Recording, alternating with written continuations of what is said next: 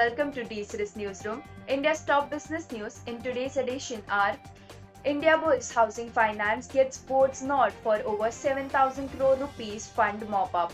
Indiabulls Housing Finance on Tuesday said its board has approved a proposal to raise over 7,000 crore rupees through various means. This includes $275 million by issuing equity shares or other instrument.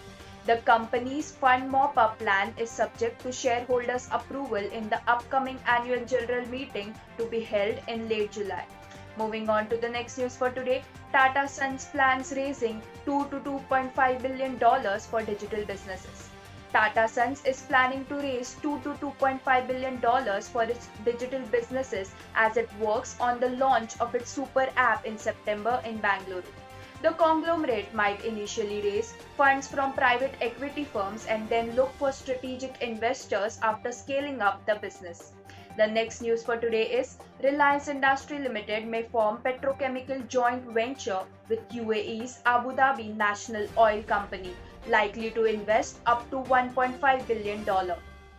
RIL and ADNOC have finalized an agreement for the joint venture almost 1.5 years after signing a framework agreement.